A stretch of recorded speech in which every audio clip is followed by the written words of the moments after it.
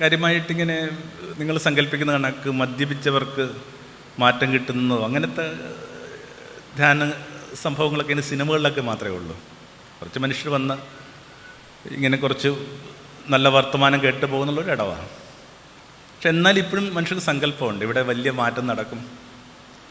അങ്ങനെ ചില സ്ത്രീകളൊക്കെ തങ്ങളുടെ പുരുഷന്മാരുമായിട്ട് വരും. കാര്യമായിട്ട് അതിന് പറ്റുന്നൊരു പരിസരം പോലും അവിടെ ഉണ്ടാവുന്നില്ല. ഓരോ പ്രാവശ്യവും ഇവരിങ്ങനെ ഓരോ ഇടങ്ങളിലേക്ക് പോകുമ്പോൾ ഇങ്ങനെ അടുത്ത വീട്ടിലൊരു സ്ത്രീ അടുത്ത വീട്ടിലൊരു പുരുഷൻ അവരോട് ചോദിക്കും, നിനക്ക് എന്തിൻ്റെ ഭ്രാന്ത, വിട്ട് കളഞ്ഞൂടെ? അവരുകൂടി വിട്ട് കളഞ്ഞാൽ പിന്നെ ഇയാൾക്ക് ആരുണ്ട്? മനുഷ്യർ വിട്ടുകളയാതിരിക്കുക എന്നുള്ളത് വളരെ പ്രധാനപ്പെട്ട. ഞാൻ ചിലപ്പോൾ ഇങ്ങനെ ആലോചിക്കാറുണ്ട്, ഒരു മാവിനകത്തുനിന്ന് മോശപ്പെട്ടൊരു മാമ്പഴം കിട്ടിയ ഒരു സീസണിൽ, എന്നിട്ട് മോശം മാവെന്ന് നിങ്ങൾ പറഞ്ഞിട്ടില്ല. പക്ഷെ നിങ്ങൾ പ്രത്യേക രീതിയിൽ അക്സെപ്റ്റ് ചെയ്യുന്നൊരു മനുഷ്യനിൽ നിന്ന് നല്ലതല്ലാത്ത ചില കാര്യങ്ങൾ ലഭിക്കുമ്പോൾ അയാൾക്കൊരു ഗ്രേ ഷെയ്ഡ് ഉണ്ടെന്നൊക്കെ അറിയുമ്പോഴേക്കും പെട്ടെന്ന് അയാളെങ്ങനെ ചീത്ത മനുഷ്യനാവുന്നത്. ഒത്തിരി കാര്യങ്ങൾ ഇങ്ങനെ സ്നേഹത്തെക്കുറിച്ച് പറയാൻ പറ്റുമെങ്കിൽ ഞാൻ വിചാരിക്കുന്നത് ഒറ്റ കാര്യം മാത്രമാണ്, കാര്യം അക്കമ്പനി പീപ്പിൾ. അങ്ങനെ വെറുതെ കൂടെ പോകാമോ? ഒരാളെങ്കിലും കൂടെ പോകണ്ടേ? ഞങ്ങളുടെയൊക്കെ ചെറിയ പ്രായത്തിൽ മനുഷ്യർ ഭയങ്കരമായിട്ട് വീടുകളിൽ നിന്ന് ഇറങ്ങിപ്പോയിട്ടുണ്ട്.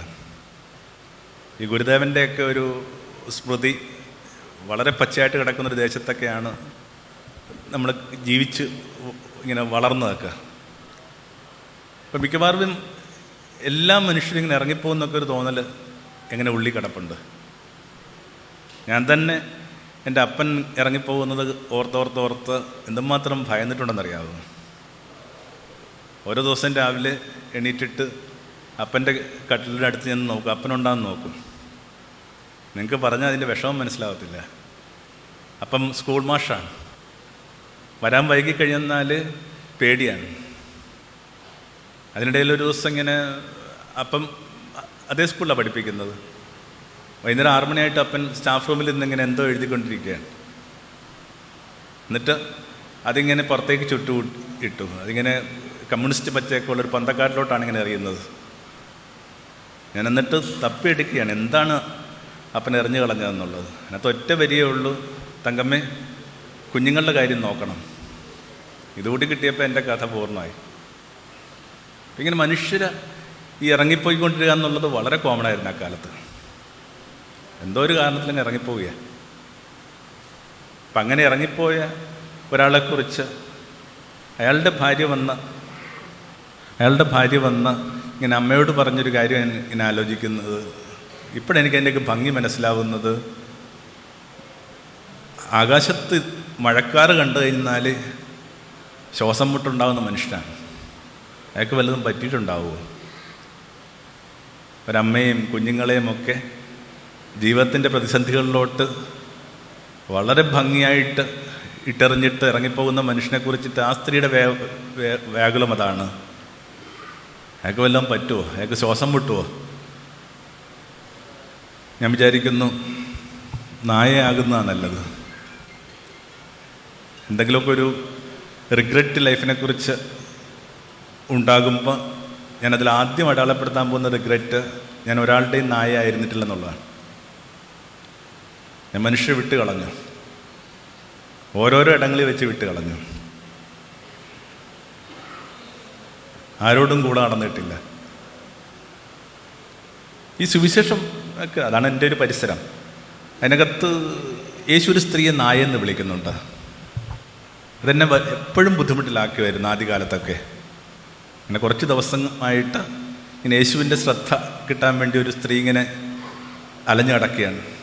ഉടലിൽ മുഖാമുഖം വരുമ്പോൾ യേശു അവളുടെ അടുത്ത് പറയുന്നത് ഇങ്ങനെയാണ്, മക്കൾക്കുള്ളത് നായക്ക് കൊടുക്കേണ്ട ബാധ്യതയില്ല. ഓരോ പ്രാവശ്യം അത് വായിക്കുമ്പോൾ എനിക്കിങ്ങനെ എഷെയിംഡ് ആവുന്നു. അതിങ്ങനെ തെരുവിൽ വളർത്തുന്ന നായയല്ല, വീടിനകത്ത് വളർത്തുന്ന ഓമന നായയാണെന്നൊക്കെ പറഞ്ഞിട്ട് അച്ഛന്മാർ യേശുവിനെ രക്ഷിക്കാൻ ശ്രമിക്കുന്നുണ്ട്. അതിനകത്ത് കഥയൊന്നുമില്ല. നായ തന്നെയാണ്. ഇപ്പം എന്താ സംഭവിച്ചിട്ടുണ്ടാവുക? പ്രശ്നം മതപാഠത്തിന് പോയതിൻ്റെ പ്രശ്നമാണ്. ഇവർക്കും ഇവരുടെ പശ്ചാത്തലത്തിൽ ഇങ്ങനെ മതപാഠമുണ്ട്, സൺഡേ സ്കൂളുണ്ട്. അപ്പം അവിടെ പഠിപ്പിക്കുന്ന പ്രാഥമിക പാഠങ്ങളിലൊന്ന് ഇതര മതങ്ങളിലും സംസ്കാരങ്ങളിൽപ്പെട്ട ഒരു നായയാണെന്നാണ്.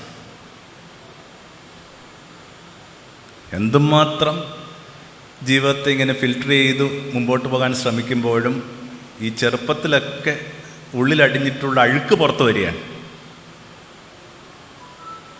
അപ്പം ആ സ്ത്രീ ഓർത്തു, ഇയാളൊരു പാവം മനുഷ്യനാണ്, ഇയാളിങ്ങനെ വിട്ടാൽ ശരിയാവത്തില്ല.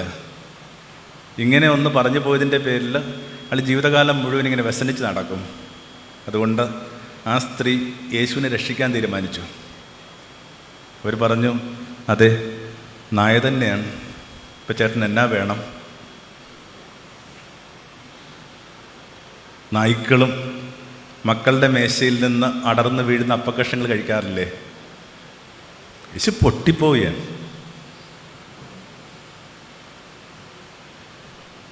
ആ നിമിഷത്തിൽ ഈ തൊട്ടുമുമ്പിൽ നിൽക്കുന്ന സ്ത്രീക്ക് തനിക്ക് പരിചയമുള്ള എല്ലാ മനുഷ്യരെക്കാളും ഉയരമുള്ളതായിട്ട് അയാൾക്ക് തോന്നി.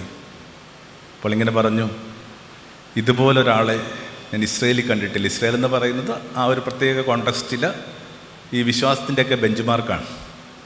ഇവളുടെ ഉയരം അതിനും മീതെയാണ്.